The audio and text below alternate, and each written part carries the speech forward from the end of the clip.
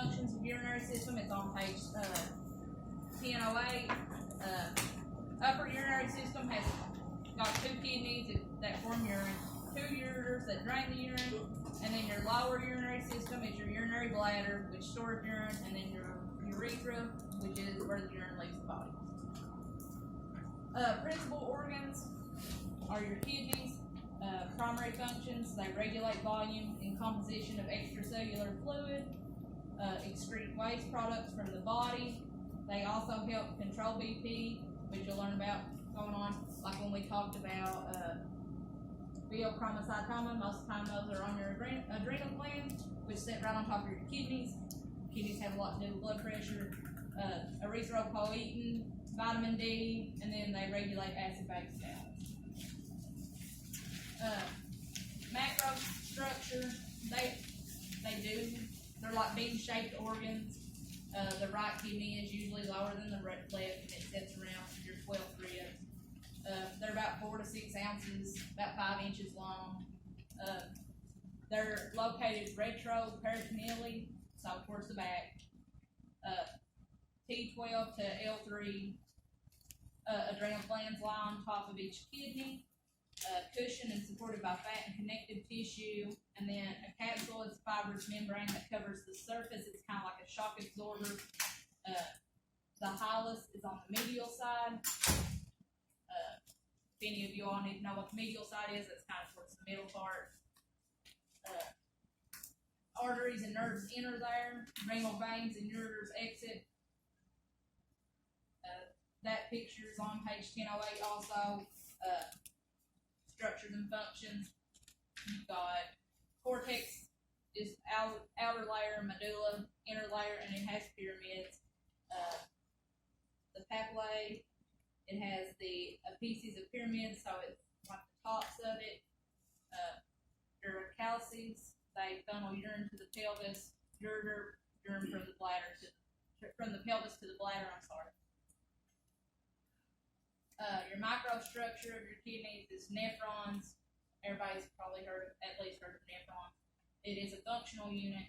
They do have the glomulus, Bowman's capsule, and then tubular system, which is proximal, convoluted tubules, loop of Henle, and then collecting tubules. All the nephrons are composed of those 3 things. Cortex, it has all of those. Medulla has the loop of Henle and the collecting tubules. That picture is on page 1008 also. If you want to look through that, if you don't, fine. Kidneys, blood supply, it's got 1,200 mLs a minute.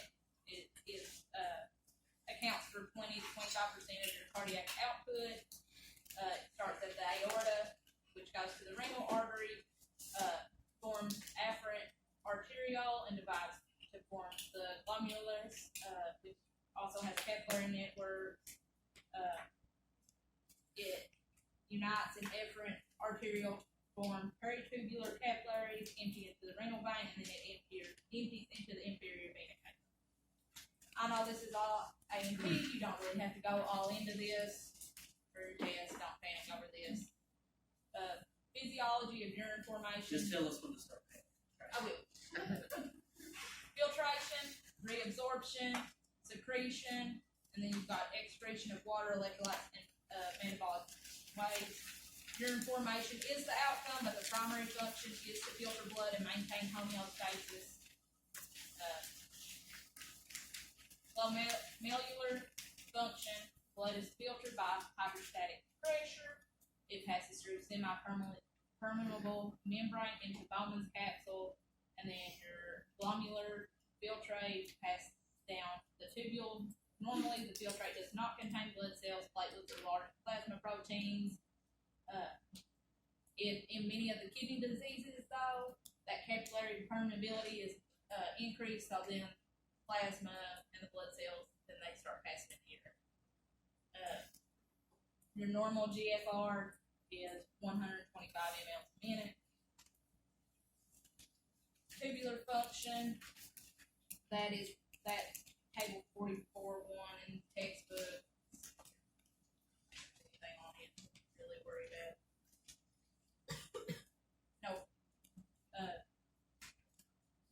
reabsorption from the tubules to the capillaries, secretion from capillaries to the tubules. So your proximal convoluted tubule is 80% electrolytes, 100% glucose, amino acids, small proteins, creatinine. You got Luca Henley, which reabsorbs sodium chloride water. Your descending limb has water, some sodium, urea, and other solutes, and then ascending limb is just sodium and chloride.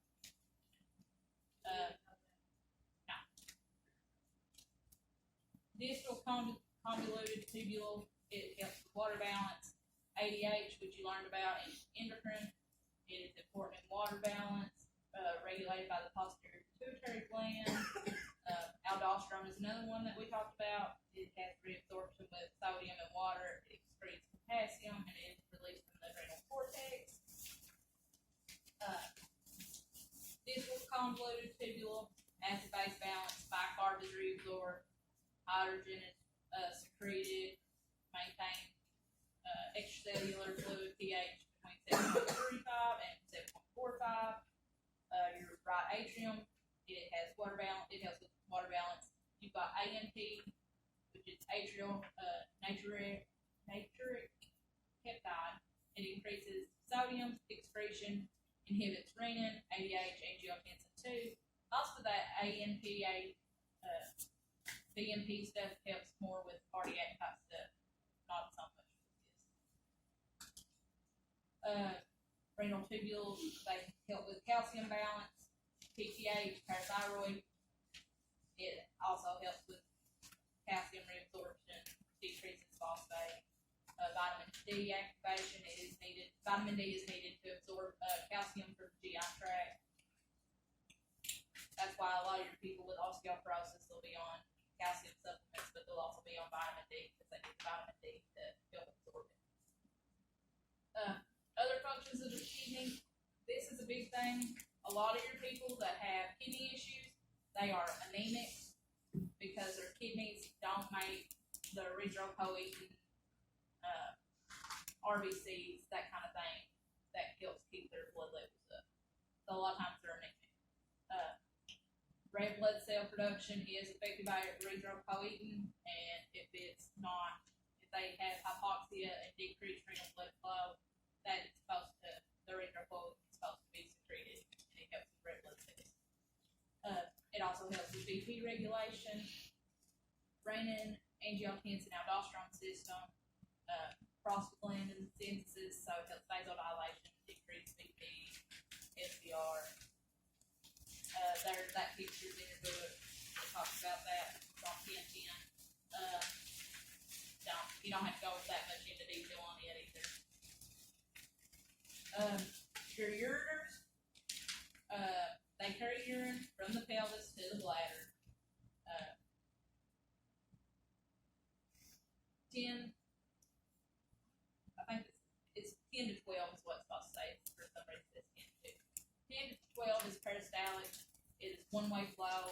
Your ureters join, and they, at the renal pelvis, when they join, it is the ureter-pelvic junction, or UPJ. Bladder at the ureter-vesical junction is the UVJ. A lot of your kidney stones will get stuck in UVJ. They are narrowed at the junctions, so that's where you get your kidney stone obstructions or any kind of other obstruction. Usually it's kidney stones, and then they get renal polyp. Reflux can occur if they have incomplete UVJ closure. Usually that will cause renal damage. Distension, bladder distension, neurological diagnoses, endocrine diseases, drugs, all that kind of thing will also affect that muscle contraction, so it'll make it to where it doesn't close all the way. Bladder, it serves as a reservoir for urine. It does not absorb. Your uroepithelium does stretch, helps eliminate waste. It does sit behind your symphysis pubis. If you notice that whenever they're checking for bladder distension, they kind of check like right below your stomach, right on, like around your pubic area. Normal adult urine output is around 1,500 mLs per day. They usually go by like 30 30 mLs an hour is what they want for sure. If most of the time you make like half of your urine, so 1,500, you'll make about 750 of it during the day. Well, actually more than half probably formed during the day, because you don't want a lot of urine being formed at night, because then they have to get up and that messes with the sleep weight structure and everything else. 200 to 250 mLs in the bladder, should give them some mild distension and give them the urge to urinate. 400 to 600, they get moderate distension and they start getting uncomfortable. And then 600 to 1,000 is capacity. You get these little old men, it's a lot. They'll have BPH, and then they can't. Your prostate goes right around, and so when it swells on men, then they can't pee. So they'll come in and they'll be struggling, they'll be restless all over the bed, and that's usually why they've got so much urine. I counted those people and got out anywhere from a liter to a liter and a half on those people.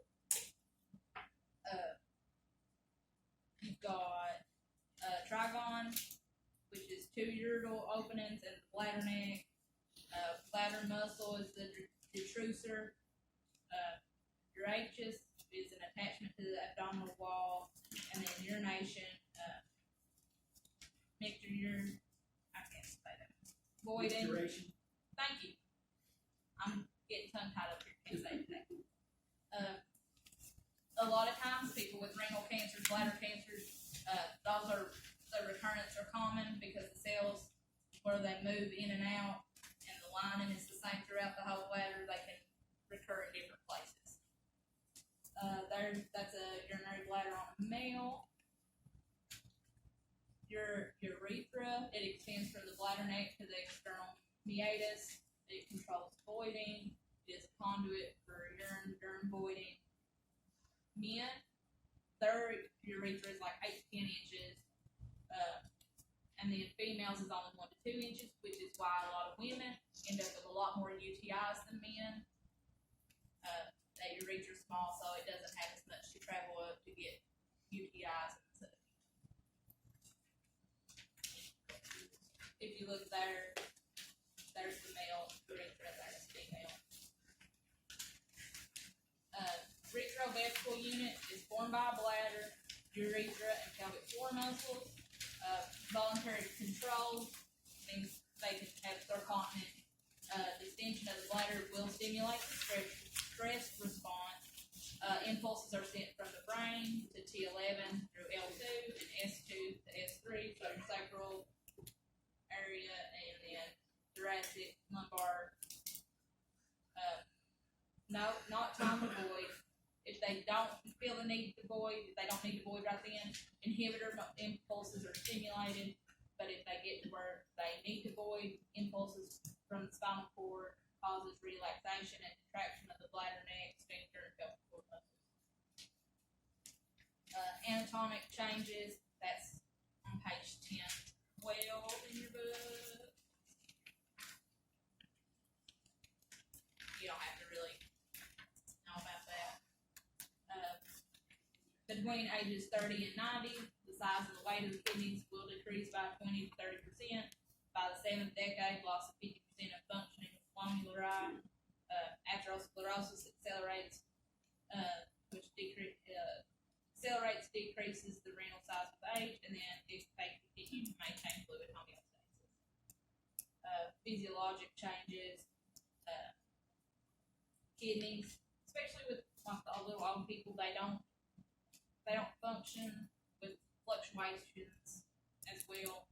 So they'll have kidney, will have decreased renal blood flow that causes decreased GFR.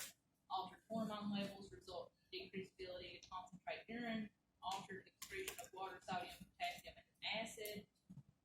All of those things, older people don't cause it. All that causes them not to accommodate the issues, any kind of issues they have with urethra and bladder with females. Decreased elasticity and muscle support. They'll get increased infections and increase in incontinence. There's different kinds of incontinence, which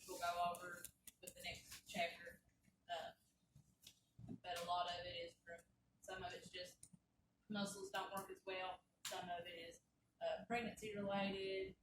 Women have babies, it kind of stretches everything and nothing wants to hold up like it should.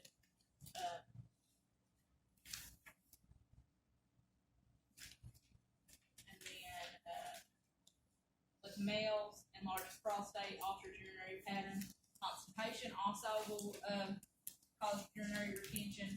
They're really constipated, it kind of puts pressure on that, may kind of close off your urethra so that they can urinate. Subjective data, important health information. There's some questions that you can ask on 1013. Mostly, you want health history. Do they have any kind of kidney disease or urologic problems? Polycystic kidneys, history of kidney stones, history of recurrent UTIs, all that kind of thing. Health problems that affect kidney function, diabetes, cancer, BPH,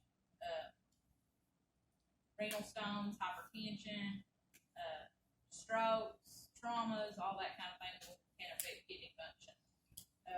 Medications, look at over-the-counter medications, prescriptions, herbals. Nephrotoxic drugs are also on 1012.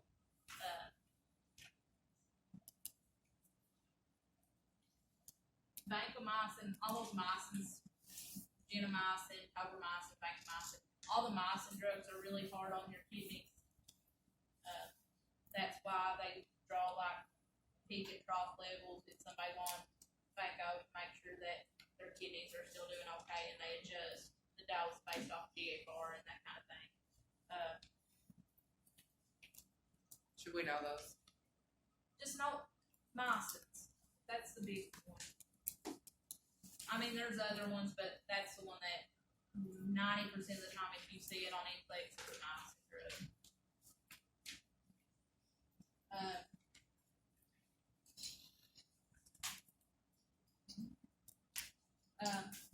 The medications may alter quantity and character of urine. Like macrobid is an antibiotic that can cause urine to be like a dark brown or yellow, real dark yellow color. Peridium, if any of you have ever had peridium, it will turn your urine orange. It's like an orangish red color. It'll stain clothes and everything. Surgeries, hospitalizations related to renal or urologic problems, radiation, chemotherapy, any of the pelvic surgeries, women that have hysterectomy, C-section, men that have bladder like births and like a lot of catheterizations, that's another big one. Functional health patterns, sleep rest pattern, cognitive, like their mobility. If they can't get around really good and it hits them all of a sudden, like they may have an accident, not be able to make it to the bathroom, you need to assess mobility. How many times of a night do they get up to go pee? Self-perception, role and relationship pattern. Sometimes they have so many problems that messes with their job. Assess relationship issues.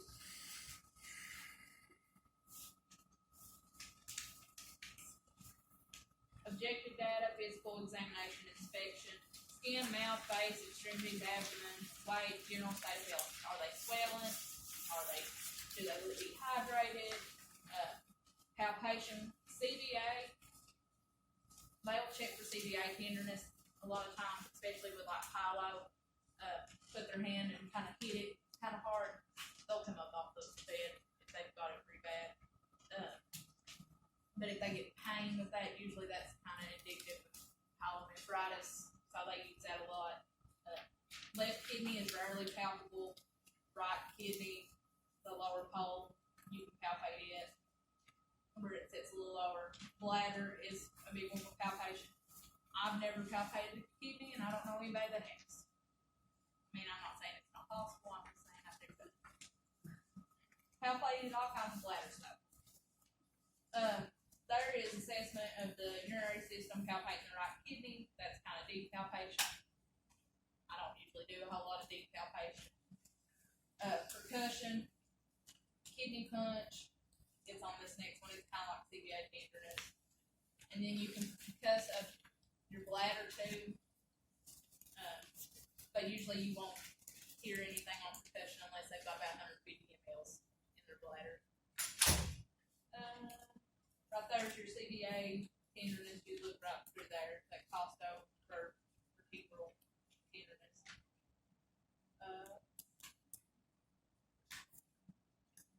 Auscultation of vowel sounds, document your normal assessments on 1016.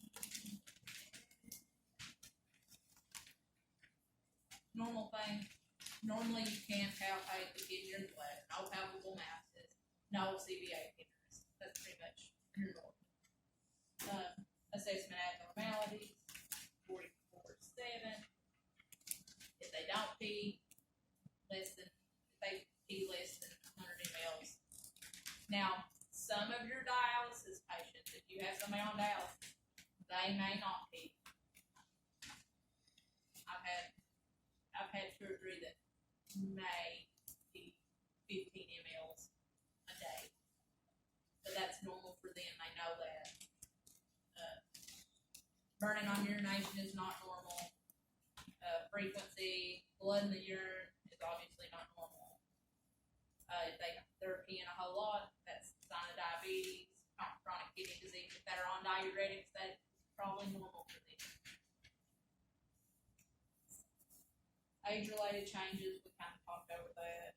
Focus assessment box in the textbook, you can look over that, but it's not really that in-depth.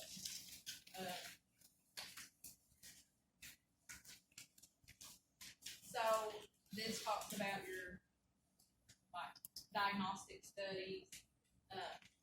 Your analysis is a big one. If it has white cells in it, it's got bacteria in it. That's usually UTI. If they have white blood cell cast, then they start looking for hylo.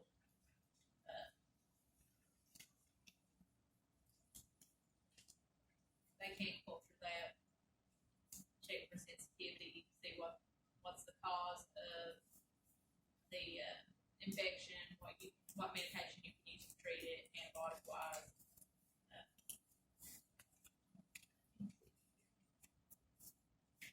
Sorry, I'm looking at my little note list.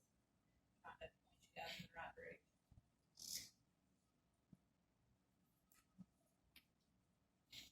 Clean catch urine, which is on 1018. Make sure you know that. They use it as your analysis or culture sensitivity. They have to use a sterile container.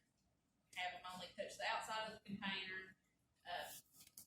Men and women, they clean with a little cloth. They start peeing, let them pee for a minute, and think have them pee for 2 or 3 seconds, and then give the urine. That's the best way to get the cleanest urine without having to cap them. If you can't get a clean catch, then they usually want catheterization. They just do intermittent cap, put the catheter in, get the urine, and pull it back out.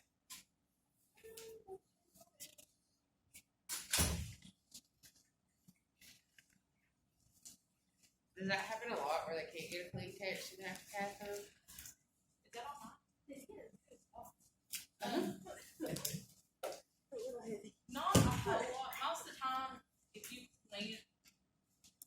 got somebody that's on a bed cancer, you're probably not going to be able to get a good clean catch. But most of the time, they can at least tell you the doctor doesn't want to cap them in that way.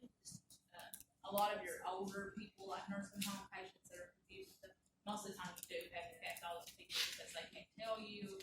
And I mean, you can kind of guess at it, but you're just better off just go ahead and cap them. Is that the only one we need to know out of that chart? Out of that one.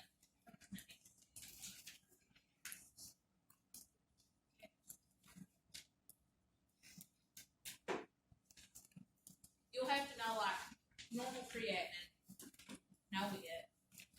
The phosphorus, potassium, sodium, you all should be kind of getting used to seeing those.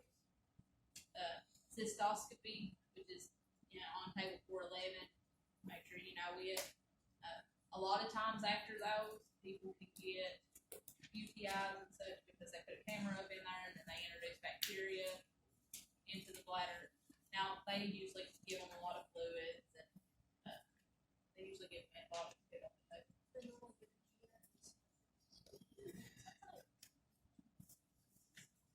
I feel like I should know, but it's like, they'll give them antibiotics before they give them cystoscopy, kind of prevent them from getting UTIs.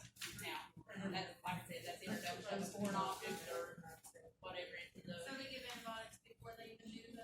Sometimes. It just, that's a doctor. Do we need to know about Union and Bond? Know the bun, but you don't have to know it. So we need creatinine, phosphorus, potassium, and both. Yeah, sodium.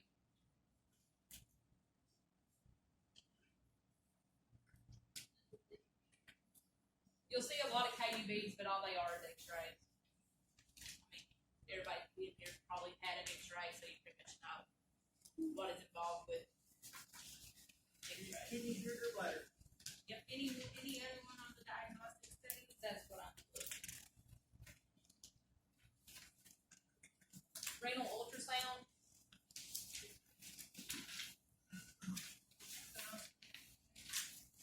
Ten 21.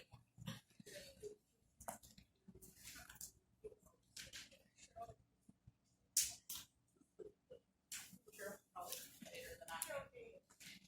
That's the big ones. You will see those again. So the renal biopsy.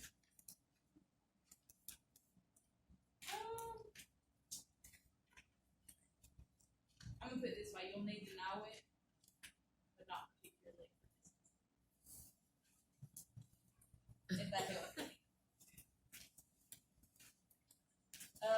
Usually they do bowel prep to help enhance visualization, max citrate, bleed enema. Do not use bleed enema and max citrate if we have kidney failure. Kidneys cannot get rid of the magnesium. Iodine-based contrast can cause contrast-induced kidney injury and allergic reactions. Make sure you check a BUN and a creat on these people. If their creat is greater than 2, most of the time they will not do the IV diet.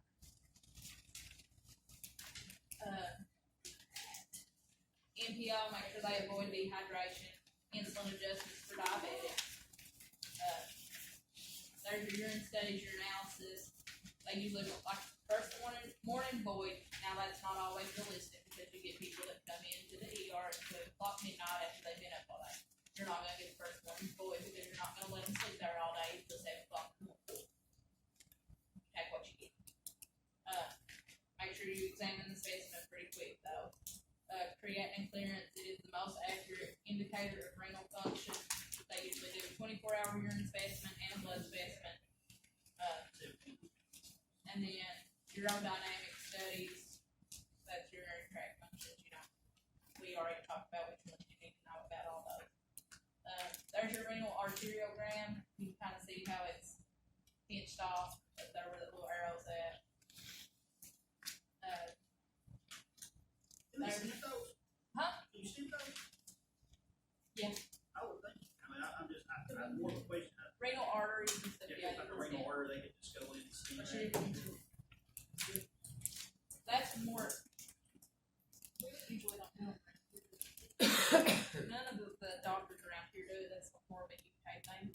You can do it. They gonna shrink in and rail. See, so I'm just gonna. Well, I mean, they may, but I don't. That is They a see a lot of cat stuff, question, they're and I don't. pretty good, yeah, they're pretty good about it. I just got curious. Yeah, they do stent quite a bit though. Yeah. There's a cystoscopy. Like I said, it's kind of like the EGD colonoscopy type thing. It's a little camera. It goes up and they can see all in your bladder. Question, patient. I know you can see the answers. Cheaters in your PowerPoints. Cheaters. A patient is scheduled for a cystometography, which instruction will the nurse provide to the patient about this procedure? Go ahead and look at the next page and tell me what the answer is. Big B, water will be instilled into the bladder through a catheter to assess bladder tone. We can do that again. What? We can do that again.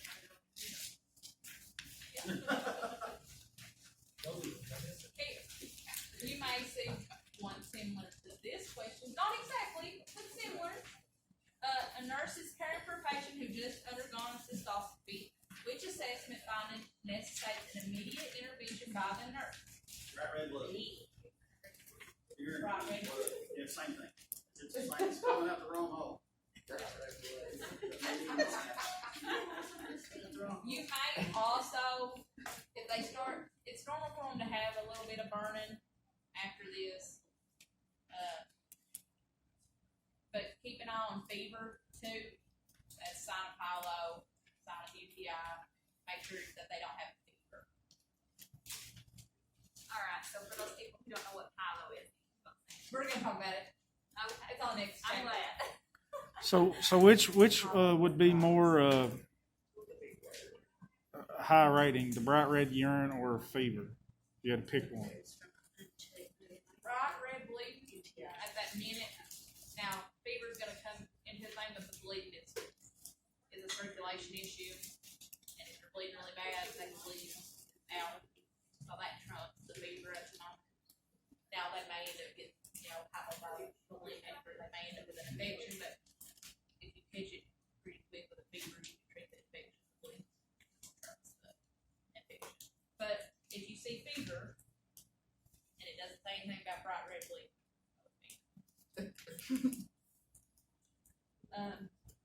patient in the intensive care unit is receiving gentamicin for treatment of pneumonia from Pseudomonas. What assessment results should the nurse report to the healthcare provider? D. It can be toxic to the kidney. It also is toxic. Most time, if it's toxic to the kidneys, it's also toxic to the ears. The ears? I know that is crazy. Ears, hearing. Gentamicin will affect your like the mycin drugs. They will affect your kidneys, but they will also affect your hearing. Yeah. But that's only on like the oral route, correct? Or IV? Gentamicin and that they can be given PO, but they only give that for CVS. It's Like usually gin given bladder IV. washes. Huh? Gin bladder washes. I don't know if it would probably still affect, but I wouldn't think as much as IV because it's not as systemic. If it's bladder washes. Does he have any trouble with his ear? That you know of, that's not selective, because you know at 18, it's selective at that point. That could be a bonus It's kind of question. selective at 48, 49, so you know. Well, I like to tell y'all how I disregard all the problems with my family members because I'm the world's worst wife and mother. My oldest one, whenever he was born, he was running a fever. He got gentamicin because there's very few things that you can give babies. Gentamicin is one of the medicines. Before we left, he almost failed his hearing test. Didn't think nothing about it, whatever. Fast forward 2 years later, he fails 3 hearing tests in a row. And when we went in before the failed hearing test, we was going in for ENT because he had tonsils that were enlarged and he had sleep apnea. And they said, does he have any trouble with his hearing? And of course I said, no, he's just like his daddy, he just doesn't listen. Then we proceeded to go into the little booth to do the hearing test and he failed. I felt like crap. Needless to say. It all ended up working out. It was a lot of fluid behind his ears and that kind of thing. But they thought it might have been the gin that caused the hearing trouble and stuff. But it ended up being, thank God, it ended up being the fluid. And once the tonsils were taken out, fluid drained it. We were fine, but it took 3 hearing tests that he failed and an ABR before we finally found out it was for sure fluid. So, mother of the year up here. When a patient reports acute severe renal polyp pain in the lower abdomen, the nurse suspects that the patient is most likely to have an obstruction at which area? D. Nurse is caring for an older adult patient taking, stated UMIX. What age-related change does the nurse inform the patient may be experiencing?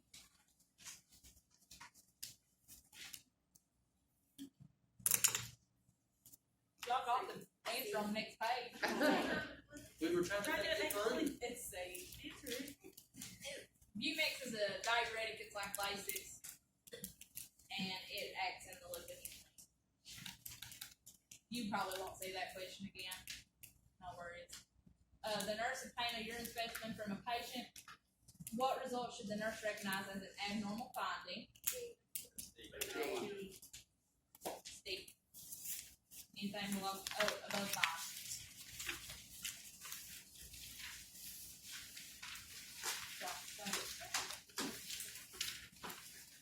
Have we got the other one on for you? Y'all go ahead and take a break.